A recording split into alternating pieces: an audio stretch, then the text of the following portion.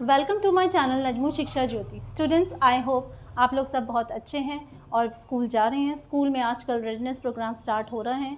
आप लोग remedial teaching पर ध्यान दे रहे हैं और साथ ही साथ हम कोशिश कर रहे हैं कि आपका थोड़ा थोड़ा सा सिलेबस भी कवर होता रहे।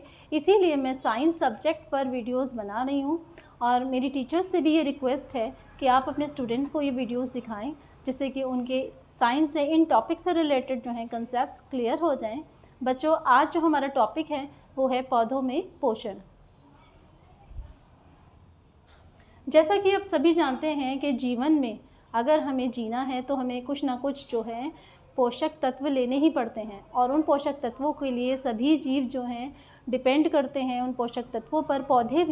पौधों को भी पोषक तत्वों की आवश्यकता है। तो वो किस प्रकार अपना पोषण प्राप्त करते हैं, इस टॉपिक पे हम इन्हीं सब चीज़ों के बारे में बात करते हैं।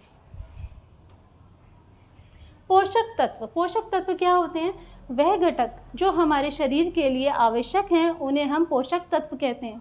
जो पौधों के शरीर को बढ़ने के लिए आवश्यक हैं, उसमें फल फूल पत्तियों का निर्माण हो, तने का निर्माण हो, यह सब तभी हो सकता है जब उनको पोषक तत्व मिले।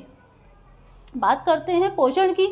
पोषण क्या होता है कि जब पौधों को यह सारे पोषक तत्व मिलते हैं तो उनकी ग्रोथ होती है, उनकी डेवलपमेंट होती है, उनकी वृद्धि होती है।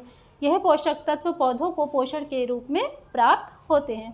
पौधे किस तरह इन पोषक तत्वों को प्राप्त करते हैं? कुछ पौधे होते हैं स्वपोषी, या आप कह लीजिए कुछ जीव होते हैं स्वपोषी। तो बेसिकली हम देखते हैं कि जो पौधे हैं वो स्वपोषी के कैटेगरी में आते हैं। वह अपने भोजन का निर्माण स्वयं ही करते हैं और जानते हैं कौन सी प्रक्रिया से? प्रकाश संश्लेषण की विधि के द्वारा, जिसे इंग्लिश में फोटोसिंथेसिस भी कहते हैं। कुछ जीव ऐसे हैं, पौधों में से भी कुछ ऐसे पौधे हैं जो अपना भोजन खुद निर्माण नहीं कर सकते बल्कि अपने पोषक के लिए दूसरे पौधों पर निर्भर रहते हैं। तो उनको हम कहते हैं विषमपोषी पोषण। प्रकाश संश्लेषण, जैसे कि आपने अपनी छोटी कक्षाओं में भी पढ़ा होगा कि प्रकाश संश्लेषण क्रिया क्या है। प्रकाश संश्लेषण क्रिया के लिए सबसे इम्पॉर्टेंट जो फैक्टर है, घटक है, वह है सूर्य। सूर्य के प्रकाश में, और बच्चों पत्तियों का रंग हरा होता है तो उसमें एक पिगमेंट होता है जिसको कहते हैं क्लोरोफिल। सूर्य के प्रकाश में क्लोरोफिल के साथ मिलकर कार्बन डाइऑक्साइड की प्रेजेंस में और जल की प्रेजेंस में पौधे एक क्रिया करते हैं जिसे कहते हैं प्रकाश संश्लेषण। इस क्रिया में पौधे अपना भोजन बनाते हैं ग्लूकोज के रूप में, साथ में जल, और हमें क्या देते हैं? ऑक्सीजन देते हैं। क्या देते हैं? ऑक्सीजन। तो प्रकाश संश्लेषण की क्रिया के द्वारा पौधे हमें ऑक्सीजन देते हैं और हमसे क्या ले लेते हैं? कौन सी गैस लेते हैं? Carbon dioxide.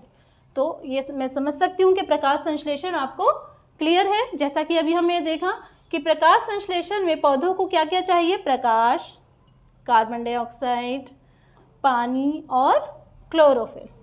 ये चारों घटक की बहुत आवश्यकता है पौधों को अपना भोजन बनाने के लिए। बच्चों, पौधों में कुछ ऐसे जीव भी हैं, ऐसे पौधे भी हैं जो एक पौधा दूसरे पौधे पर रहता है जिससे कि वो अपना भोजन उससे प्राप्त कर पाए, दोनों को ही आपस में लाभ हो। जैसा कि हम उदाहरण के तौर पे लेते हैं कि एक क्रिया है सहजीवन।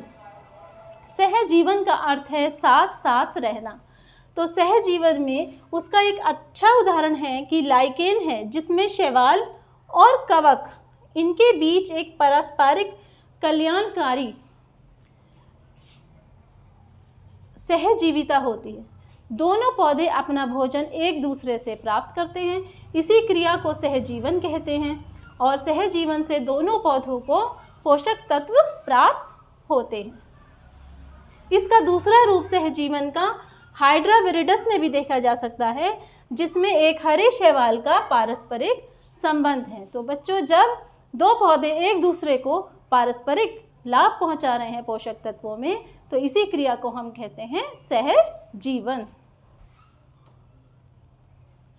तो पोषक तत्वों के प्राप्त करने के क्रम में एक और पौधे होते हैं जिन्हें हम कहते हैं कीटभक्षी पौधे। कीटभक्षी, कीट मीन्स कीड़े मकोड़े, भक्षी मीन्स खाने वाले। तो जो पौधे इन कीटों को खाते हैं, इनको अपना भोजन बनाते हैं, उसको हम कहते हैं कीटभक्षी पौधे। तो देखते हैं बच्चों ये किस तरह के होते हैं। कीट भक्षी यानी कि कीट पतंगों को अट्रैक्ट करने के लिए, उनको आकर्षित करने के लिए आप देख सकते हैं ये पौधे बहुत ही ज़्यादा कलरफुल होते हैं और इनके चारों तरफ कुछ हेयर लाइक स्ट्रक्चर्स होते हैं, बाल नुमा संरचना होती है और यहाँ पर जो है रस का निर्माण होता है। जब कोई भी कीट पतंग इस जगह आकर बैठता है, इनके हेयर लाइक स्ट्रक्चर्स पर, ये जो बाल नुमा संरचना है यहाँ बैठता है, तो इस रस के ज़रिए वो फिसल कर नीचे चला जाता है और इस पौधे में एंजाइम्स होते हैं जो उस पूरे जो कीट पतंग उसके अंदर गया है उसको अपना भोजन बना लेते हैं। तो बच्चों, आपने देखा, आप लोगों के लिए एक नई चीज़ होगी ये कि किस प्रकार से पौधे भी कीटों को अपना भोजन बना सकते हैं। इसका मुख्यतः हम एक उदाहरण लेते हैं, ये है पिचर प्लांट।